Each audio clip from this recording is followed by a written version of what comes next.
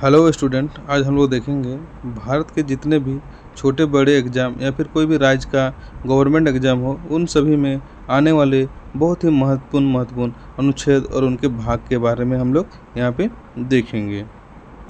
पहला भाग कहता है संघ व राज्य क्षेत्र के बारे में। पहला भाग में संघ व राज्य क्षेत्र के बारे में बताया गया है और उसमें पहला अनुच्छेद है भारत राज्यों का संघ है। भारत क्या है?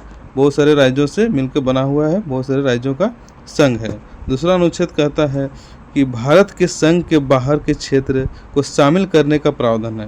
भारत के संघ में भारत के बाहर जितने भी कोई भी देश के राज्य या फिर छोटे छोटे देश भारत में शामिल हो सकते हैं, अनुच्छेद 2 कहता है।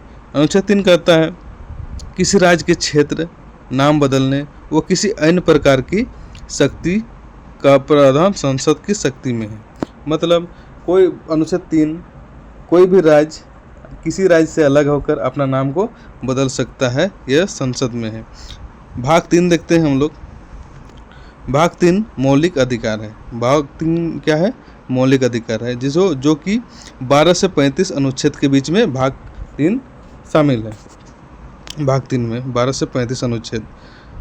भाग 1 समानता का अधिकार 14 से 18 के बीच में है। स्वतंत्रता का अधिकार 19 से 22 में है। शोषण के विरुद्ध का अधिकार 23-24। धार्मिक स्वतंत्रता का अधिकार 25 से 28। शिक्षा और संस्कृति का अधिकार 29-30। संपत्ति का अधिकार 44वें संविधान संशोधन 1978 द्वारा हटाया गया है। जो संपत्ति का अधिकार है इसको मौलिक अधिकार के से हटाया गया है और वो भी 44वें संविधान संशोधन 1978 के द्वारा इसको हटाया गया है। पहले संपत्ति का अधिकार मौलिक अधिकार के अंदर ही आता था, लेकिन इसको 1978 में 44वें संविधान संशोधन के द्वारा संपत्ति के अधिकार को हटाया गया है। 7 नंबर है संवैधानिक उपचारों का अधिकार। मतलब मौलिक अधिकार हम लोग देखें तो टोटल 6 मौलिक अधिकार है। पहले ऐसे 7 था, उसमें संपत्ति का अधिकार को हटा दिया गया है। अब अनुच्छेद 12 को जानते हैं हम लोग, राज्य की परिभाषा। अनुच्छेद 12 में क्या बताया गया है? राज्य की परिभाषा। अनुच्छेद 13 में मूल अधिकार से असंगत कानून लागू नहीं होगा। मूल अधिकार से क्या होगा? असंगत कानून लागू नहीं होगा।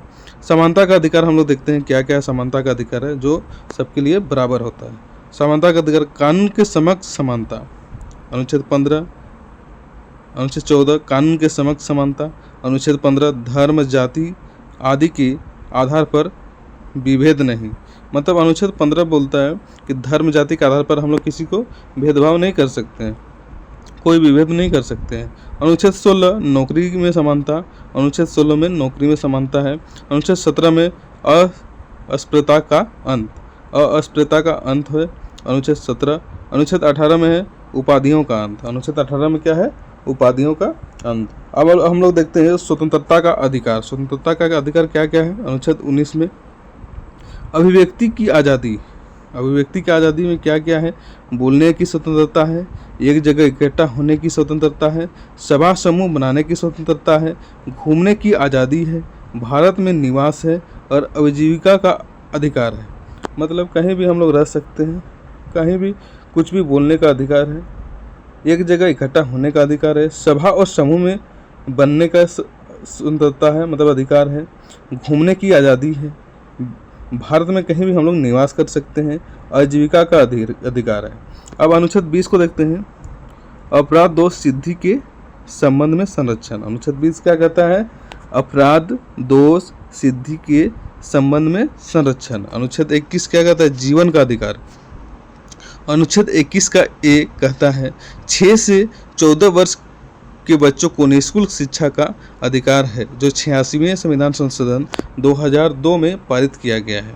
अनुच्छेद 21 का क कहता है, यानी ए कहता है 6 से लेकर 14 वर्ष के बच्चों को निःशुल्क शिक्षा का अधिकार है। ये 86वें संविधान संशोधन 2002 द्वारा पारित किया गया है।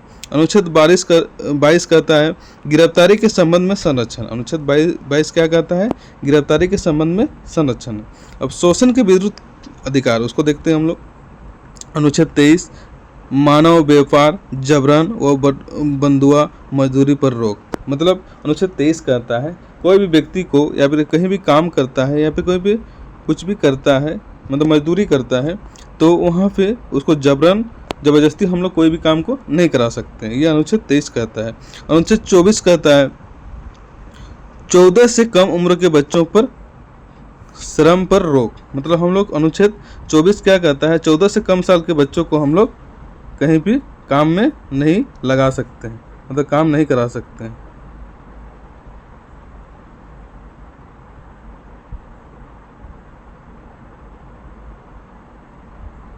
अब उसके बाद हम लोग देखते हैं धार्मिक स्वतंत्रता का अधिकार।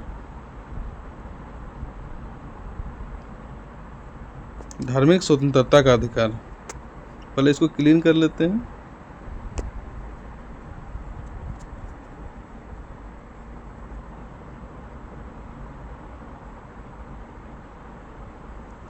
धार्मिक स्वतंत्रता का अधिकार को देखते हैं। अनुच्छेद 25 धर्म को मानने, आचरण व प्रचार का अधिकार है। हम लोग अनुच्छेद 25 में कोई भी धर्म को मान सकते हैं, कोई भी धर्म का आचरण कर सकते हैं, कोई भी धर्म का हम लोग प्रचार कर सकते हैं। इसमें किसी प्रकार का कोई प्रतिबंध नहीं है। अनुच्छेद 26 कहता है धर्म के प्रबंधन का अधिकार। अनुच्छेद 26 क्या कहता है, धर्म के प्रबंधन का अधिकार। अनुच्छेद 27 धार्मिक कार्य के धन पर रोक नहीं। अनुच्छेद 27 क्या कहता है, धार्मिक कार्य कोई भी है तो धन पर क्या करने हैं, हम लोग कर नहीं कर सकते हैं। अनुच्छेद 28 कहता है धार्मिक शिक्षा उपासना में उपस्थित होने की स्वतंत्रता। अनुच्छेद 28 क्या कहता है, कोई भी धर्म में हम लोग उपासना कर सकते हैं, पूजा पाठ कर सकते हैं, उसमें उपस्थिति हम लोग हो सकते हैं, उपस्थित हो सकते हैं। संस्कृति व शैक्षणिक अधिकार। अनुच्छेद 29 अल्पसंख्यकों के हित के संरक्षण के लिए। अनुच्छेद 30 शैक्षणिक संस्था खोलने का अधिकार। अनुच्छेद 32 मूल अधिकारों के संरक्षण के लिए सुप्रीम कोर्ट द्वारा रिट जारी यानी संवैधानिक उपचारों का अधिकार अनुच्छेद 32 में है। अब हम लोग भाग 4 को देखते हैं, जिसको हम लोग क्या बोलते हैं, राज्य के नीति निर्देशक तत्व, जो कि आयरलैंड से लिया गया है। अनुच्छेद 40 ग्राम पंचायतों का संगठन। अनुच्छेद 40 क्या है, ग्राम पंचायतों का संगठन है। 44 क्या है, समान नागरिक संहिता, तो समान नागरिक संहिता 44 है, अनुच्छेद 44। 45 बच्चों के लिए अनिवार्य शिक्षा। 45 क्या है, अनुच्छेद 45 बच्चों के लिए अनिवार्य शिक्षा। अनुच्छेद 48 का एक कहता है पर्यावरण का संरक्षण। 51 अनुच्छेद 51 कहता है अंतर्राष्ट्रीय शांति व सुरक्षा। अनुच्छेद 51 क्या कहता है, अंतर्राष्ट्रीय शांति व सुरक्षा। अब देखते हैं हम लोग मौलिक कर्तव्य क्या क्या है। मौलिक कर्तव्य स्वर्ण सिंह समिति की अनुशंसा पर 42वें संविधान संशोधन 1976 को में शामिल किया गया। जो मौलिक कर्तव्य है इसको स्वर्ण सिंह समिति या फिर स्वर्ण सिंह समिति की अनुशंसा पर 42वें संविधान संशोधन के आधार पर 1976 में शामिल किया गया है। अनुच्छेद 51 का क में मौलिक कर्तव्य को शामिल किया गया है। अब राष्ट्रपति, भारत का राष्ट्रपति में क्या क्या है, उसमें क्या क्या अनुच्छेद आते हैं उनको देखेंगे। अनुच्छेद 52 राष्ट्रपति की शक्तियाँ और कार्यपालिका शक्ति उसके बारे में देखेंगे, जानते हैं। अनुच्छेद 54 राष्ट्रपति का निर्वाचन, राष्ट्रपति का निर्वाचन कैसे होता है। अनुच्छेद 56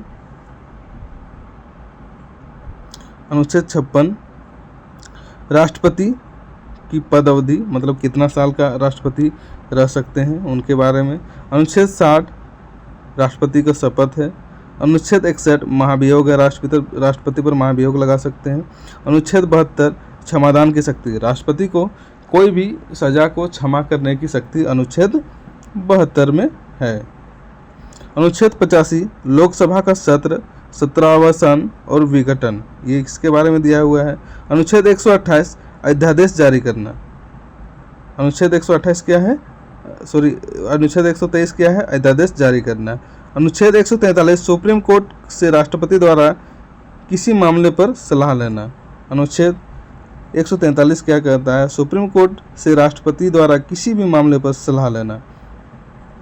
अब उपराष्ट्रपति क्या है, वो अनुच्छेद 63 उपराष्ट्रपति का पद है। अनुच्छेद 63 में उपराष्ट्रपति का पद है।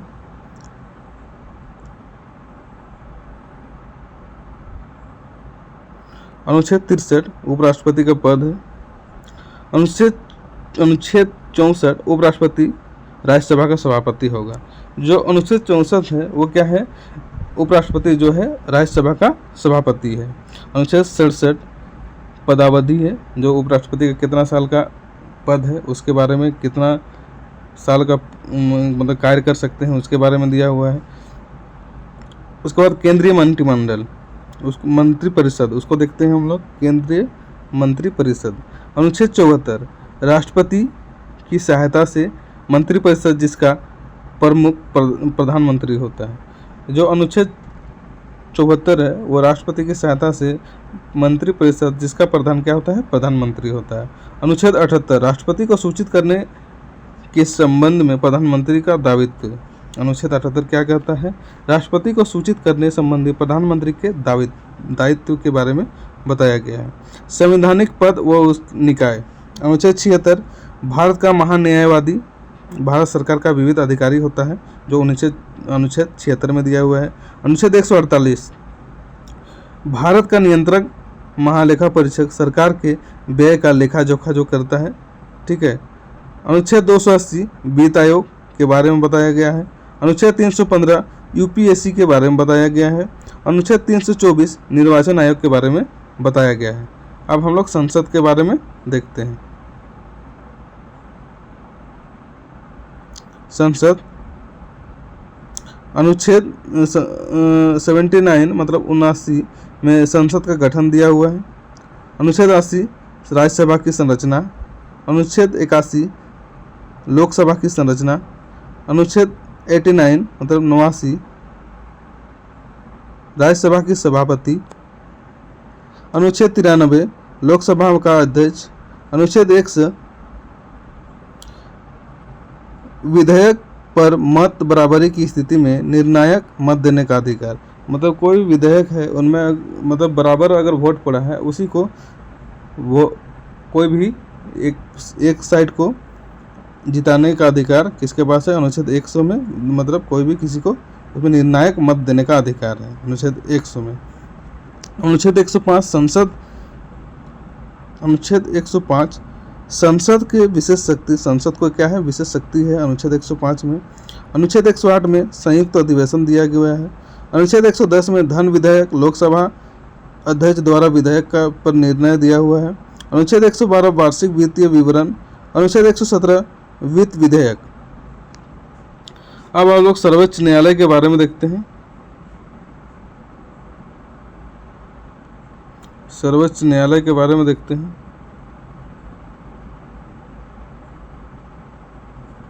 सर्वोच्च न्यायालय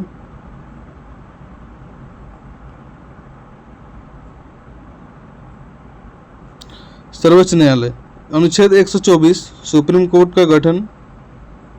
अनुच्छेद 131 मूल अधिकार का क्षेत्र। अनुच्छेद 137 कानूनी न्यायिक समीक्षा। राज्यपाल 152 राज्यपाल की परिभाषा है। अनुच्छेद 153 राज्यों के लिए एक राज्यपाल होगा, सब जो जितने भी राज्य हैं उनमें एक राज्यपाल होगा, जो अनुच्छेद 153 में दिया हुआ है। अनुच्छेद 154 राज्यपाल की शक्ति। अनुच्छेद 155 राज्यपाल की नियुक्ति। अनुच्छेद 155 राज्यपाल की नियुक्ति और अनुच्छेद 161 क्षमादान दिया हुआ है। राज्य मंत्रिपरिषद, अनुच्छेद 163 मंत्रिपरिषद होगा। अनुच्छेद 164 मुख्यमंत्री की नियुक्ति होगा। अनुच्छेद 165 महाधिवक्ता यानी राज्य सरकार का वकील होगा, जो 165 में दिया हुआ है। अनुच्छेद 164 में मुख्यमंत्री की नियुक्ति। राज्य विधानमंडल, अनुच्छेद 168 विधानमंडल होगा। अनुच्छेद 169 विधान परिषद का गठन वह फिर समाप्ति। उच्च न्यायालय 214 हाई कोर्ट का गठन। उच्च न्यायालय अनुच्छेद 214 में हाई कोर्ट का गठन है।